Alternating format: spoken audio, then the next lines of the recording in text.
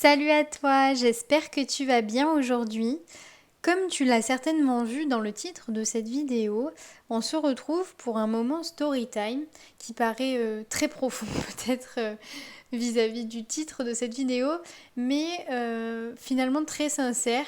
Et puisqu'aujourd'hui on va parler de comment les études de psychologie ont littéralement changé ma vie sur plein d'aspects différents, certainement que peut-être tu pourras t'y référer si toi aussi tu fais des études de psycho, certaines choses vont peut-être résonner. Si tu as envie d'entreprendre des études de psycho, ça te donnera peut-être envie, ça te fera peut-être y réfléchir. Donc c'est parti pour ce petit partage d'expérience.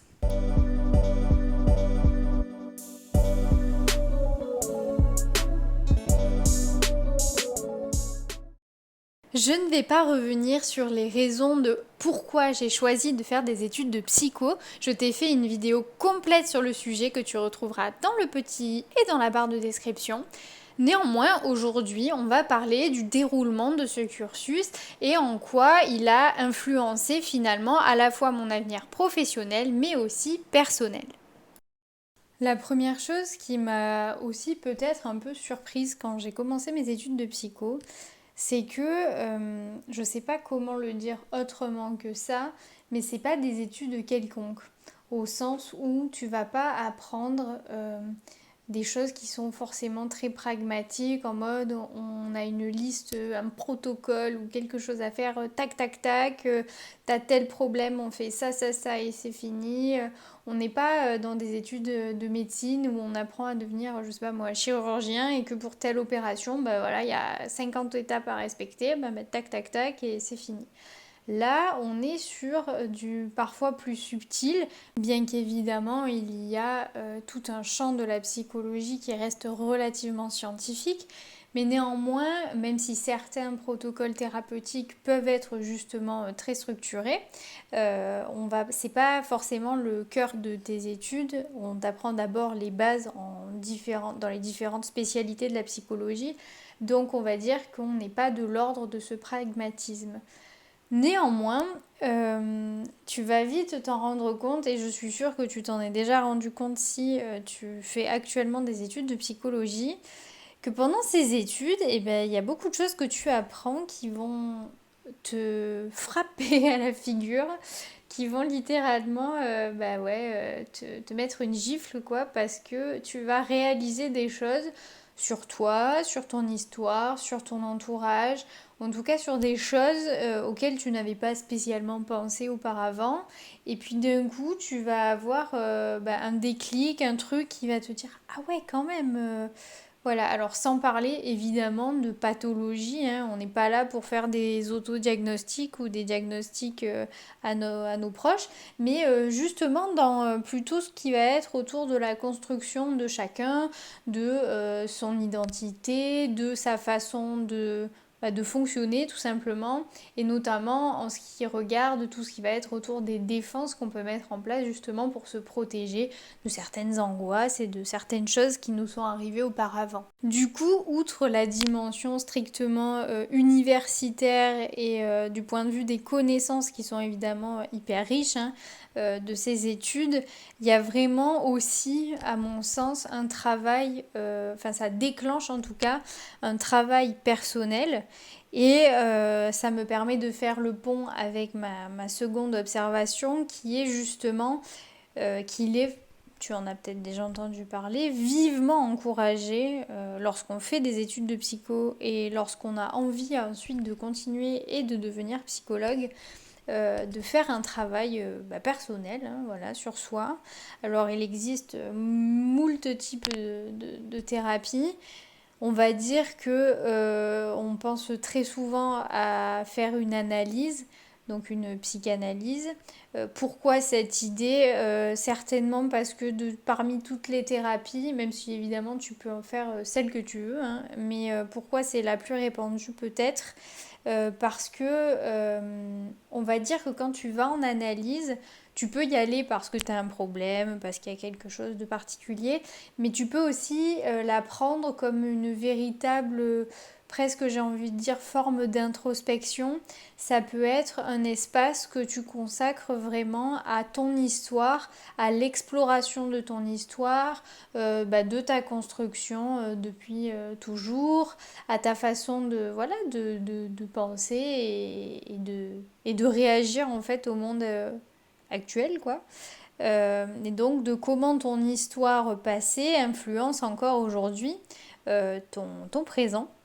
Et donc c'est aussi pour ça que c'est souvent quelque chose qui est connu et recommandé.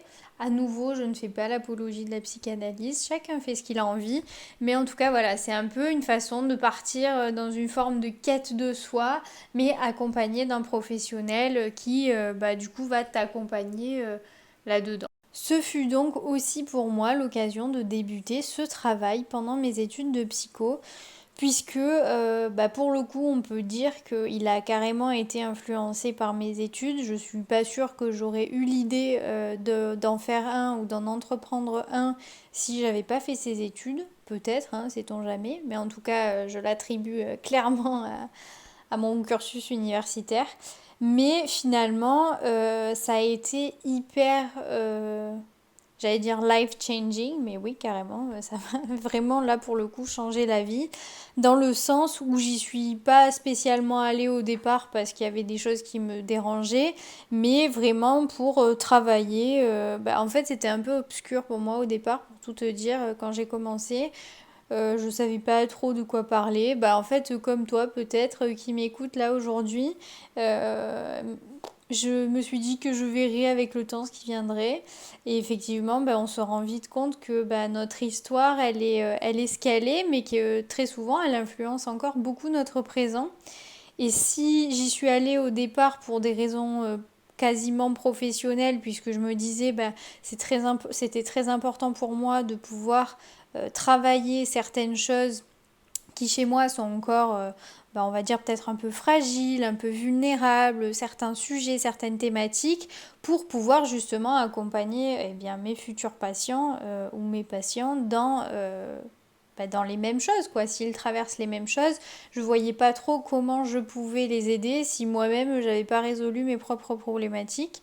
On est bien d'accord que ce n'est pas indispensable au sens de la pratique de faire ce travail sur soi, on est bien d'accord, ça dépend de chacun. Chacun a ses responsabilités, chacun a son avis sur la question. Donc je dis pas du tout ça pour faire l'apologie ni de la psychanalyse ni du travail thérapeutique de façon générale, pour être un bon psychologue. Néanmoins, moi c'est comme ça que je conçois ce métier et c'est comme ça que j'avais envie de le pratiquer. Donc c'est pourquoi finalement il y a eu un double enjeu.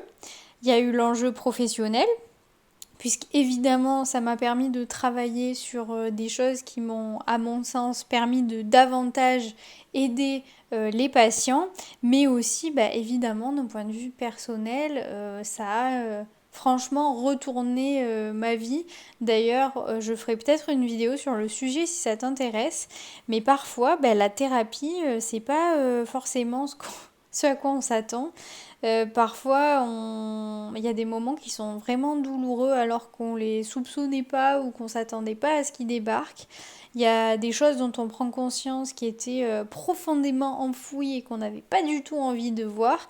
Mais finalement, même si sur le moment c'est pas toujours facile à digérer, en tout cas pour moi j'y ai vu des bénéfices, on va dire secondaires après, qui étaient clairement intéressants, puisque ça m'a permis de comprendre et après au fil du temps d'un peu ajuster les choses que j'avais envie d'ajuster, et puis aussi de me détendre un peu sur certains points, puisque on apprend que tous autant que nous sommes finalement, on se construit vis-à-vis de notre environnement en grande partie, même si on est tous des individus à part entière.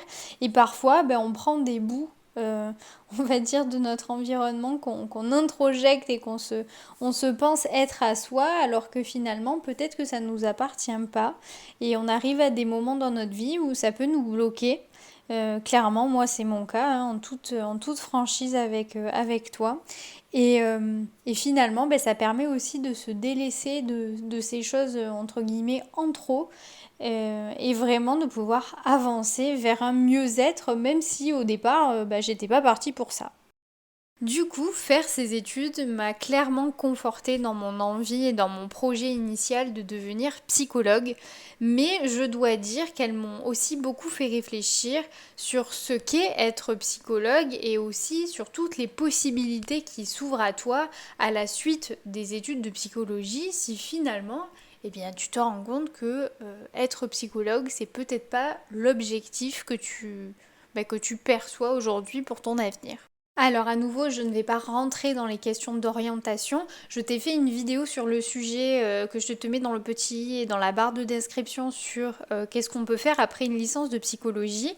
Mais en tout cas, c'était plutôt dans l'idée de se dire que ces études sont tellement riches d'un point de vue des connaissances, d'un point de vue humain, d'un point de vue de la compréhension justement de l'être humain et un petit peu plus peut-être de la société et du monde en général, que ça te permet aussi d'envisager d'autres pistes et d'avoir, elles peuvent te servir véritablement d'un tremplin pour autre chose, que ce soit en restant dans le domaine peut-être médico-social ou pas du tout. Et une chose que j'ai clairement appris, c'est que même si on acquiert un certain savoir-faire, un certain savoir-être, plein de connaissances, plein de compétences en devenant psychologue, eh bien ça ne fait pas forcément de nous que des psychologues.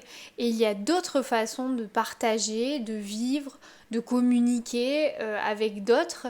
Et c'est clairement ce que j'ai appris, on va dire, cette année en particulier avec la création d'espaces psycho.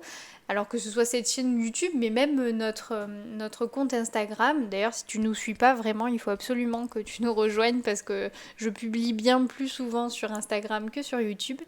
Mais c'était vraiment, même si notre contenu a vraiment évolué au fil des mois et du coup des années, ça fait un peu plus d'un an et demi qu'on a Espace Psycho maintenant, clairement, j'ai vu que l'aide, l'accompagnement et juste le soutien en fait les uns des autres, ça ne passait pas que par la case thérapie et qu'il y a mille et une possibilités si ton envie c'est d'accompagner les gens ou de créer, je sais pas, quelque chose dans le bien-être, dans la santé mentale, dans tout ce que tu veux, eh bien c'est possible aussi de se servir de ces connaissances-là sans pour autant faire de la thérapie pure et dure dans un cabinet ou en institution.